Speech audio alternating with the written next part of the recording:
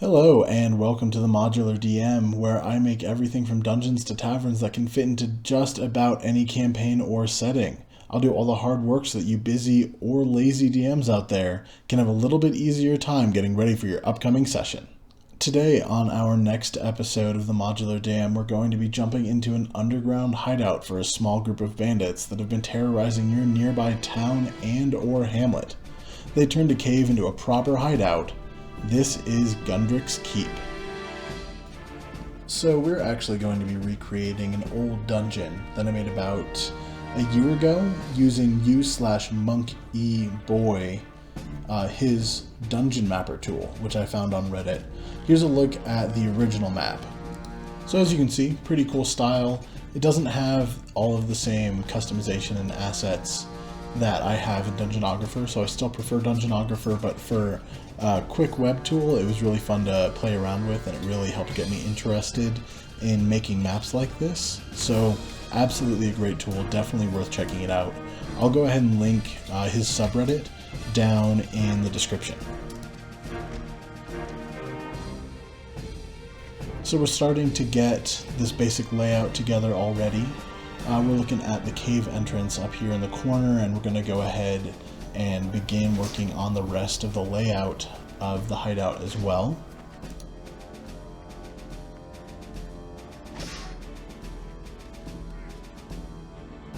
And before anyone complains, I do understand that this isn't technically a keep, but this guy is a dumb bandit. So of course he doesn't know exactly what that means. All that he knows is that it sounds cool, and this is his hideout, so it better have a cool sounding name.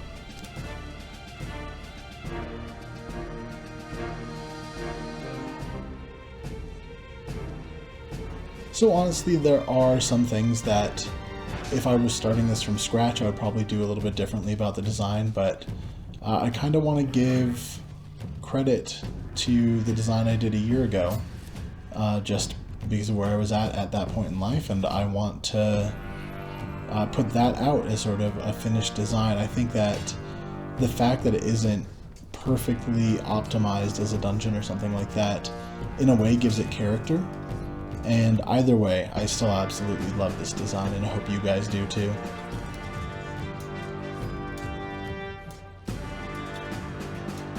So there we go, that's the whole layout basically that we're going to go with. We're going to go ahead and do the coloring. We're going to use the same style that we usually use, light gray for that ground level, which especially makes sense here since we're in a cave.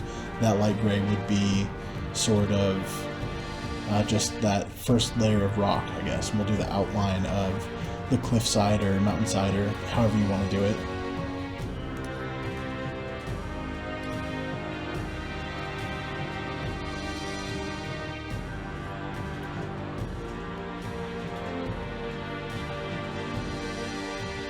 So I like to think that Gundrick and his little band of bandits, they're kind of small town bandits. They're not a huge deal, but given the setting, maybe this is good for some first level adventurers or something. They think that they're a big deal. They're pretty excited and full of themselves and think that they're doing something really great, especially now that they have this hideout out in a cave that they've turned into, you know, just a place for them to live and everything and plan their heists and whatnot.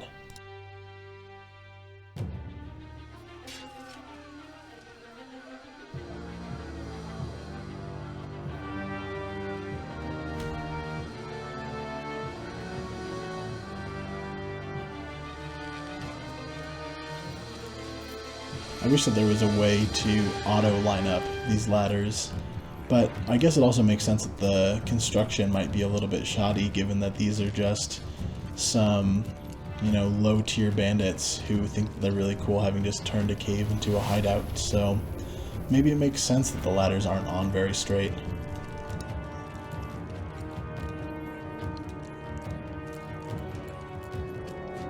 We're only going to need 2 colors on this one. Whole dungeon is just on 2 levels, so a little bit simpler than usual.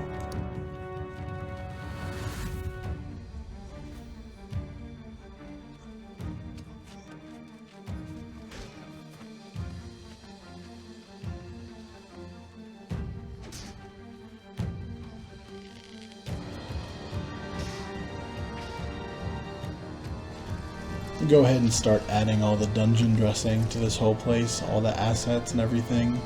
We're going to have like a barracks room for the bandits. We're going to have a room specifically for Gundrick. We'll have sort of a dining room area. We got to have some traps because this is a dungeon that needs traps. I mean, a bandit hideout in a cave, it's got traps. So we'll do at least one. I don't want to flood it with traps, and I'm thinking I'll just go ahead and use the trap that I had when I first designed this dungeon up there in the second room. We'll get to that in just a sec.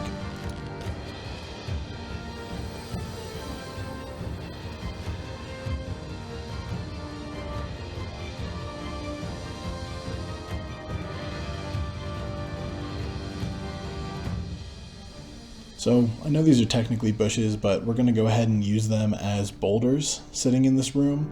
And the whole idea is that the floor of this room, save where the boulders are, is actually a super frail, like thin stone, like shale or something.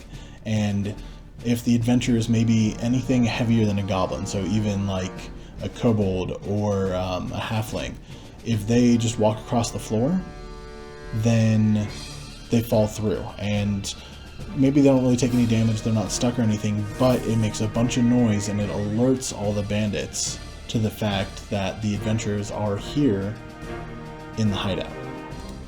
So really what we've got going on is an opportunity for your players to play the floor is lava in the game, and that's exciting. It's always fun, and I think that as a DM you could describe that in a whole bunch of different interesting ways depending on maybe what perception your players rolled, or if you have a dwarf that's really proficient in stonework, he can just tell that this stone is thin and we shouldn't walk on it.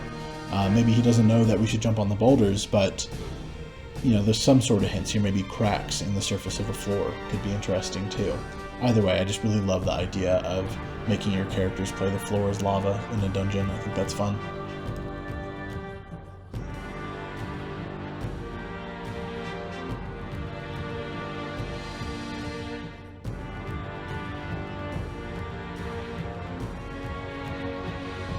So we're going to have a long but not steep stairway that goes down a little bit deeper. I don't feel like it's deep enough to warrant a separate color or anything for this part of the dungeon. But this first room that we're going to encounter is going to be like the dining and planning room. So there's food out. It's obvious that 4 or 5 or 6 people live here, or at least stay here often. You can have table or maps and papers out on the table as if they're planning heists and attacks and robberies. We'll put maybe like a brazier or something in here where they could be cooking their food too. This is like the common area for everybody, and it's also the planning area. So if you're going to plop this into a full-on campaign, it could definitely have some hints to whatever, you know, big bad evil guy you've got your players chasing, or even just the plot hook for the next step could be left out on this table. Whatever you guys want to do, I think that you can use this table to some good effect, because your players obviously are going to see it, and if you describe that there's important things out on the table, they're going to want to know what those important things are.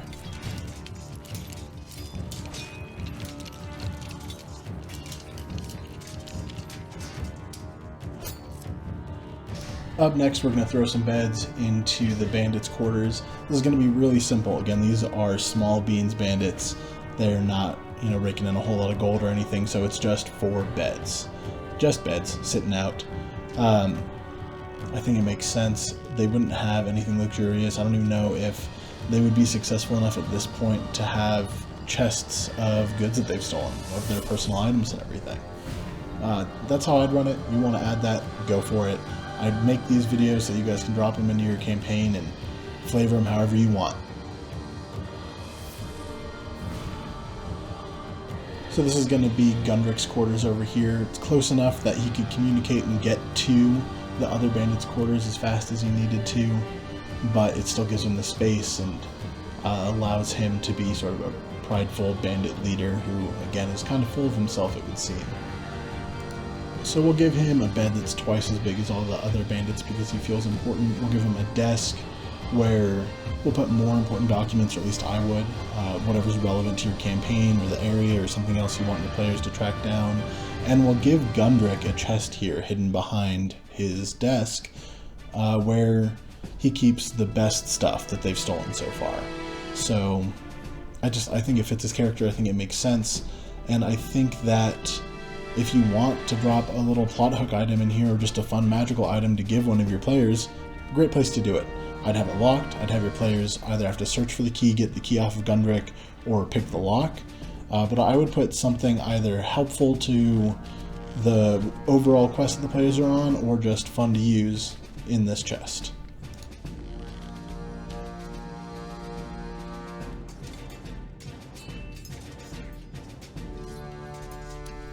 Down there at the end of the hallway is literally, I think, just going to be a storage closet. That's what I had it as on the original map, so that's what I'm going to do again. You can easily hide some pretty good stuff in there for your players, though, if they take the time to go and actually look. You can put either, just funny stuff in there, a mop that seems slightly magical or something, or you can have a surprise encounter, like maybe a giant rat has gotten into the closet and jumps out at them or something like that.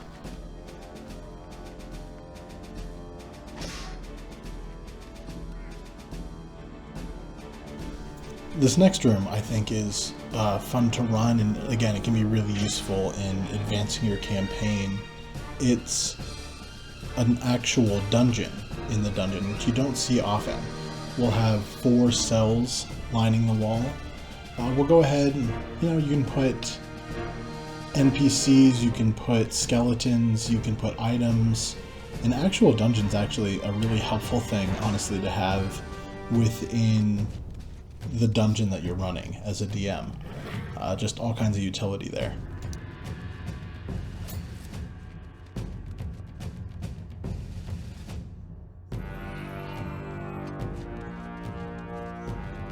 And I think that it also gives some insight into what kind of guys these bandits are. If you want to portray them as particularly brutal, you can change up your description in these dungeon cells. If you want to expose some sort of more overarching plan that they're involved in, again, the prison cells have an NPC in there that is a representative from some embassy or something, or a goblin that knows about the blacksmith's daughter that was kidnapped.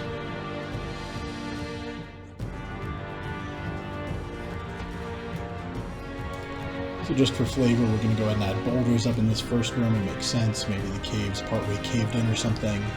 And to explain why these bandits haven't been found, we're going to add a boulder here and call this a secret entrance. We'll say that it takes a lot of force to remove this boulder and gain entrance to the hideout from outside, but because of the way that the entrance is sloped, it's very easy to push out of the way from the inside. So maybe there's a secret knock that the bandits know or something, so if they hear it, they know to go up and move the boulder out of the way to let one of their own in. As for your adventurers, somehow or another they're going to find out about this place. If they time it well enough, maybe they can sneak in as the bandits leave, or they can imitate the knock, or if they just want to brute force it, they can also use some incredible strength or maybe a creative spell or some leverage with a tree they've uprooted to get this boulder out of the way from the outside.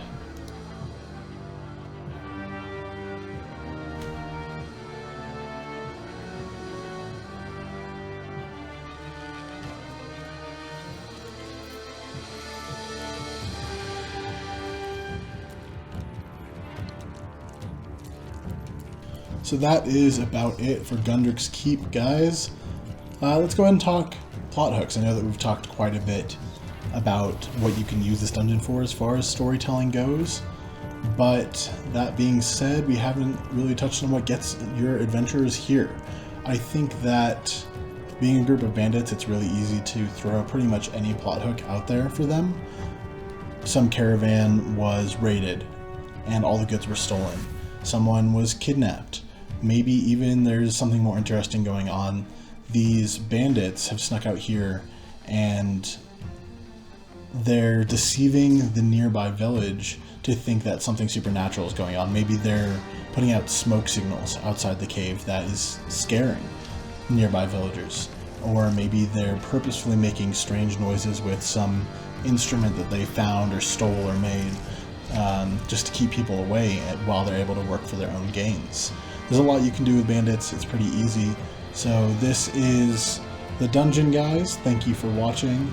As usual, if you like this content, if you want to have things to drop into your campaign, if you're a busy DM, if you're a lazy DM, if you're a brand new DM that's intimidated by this entire creation process, please drop a like, subscribe.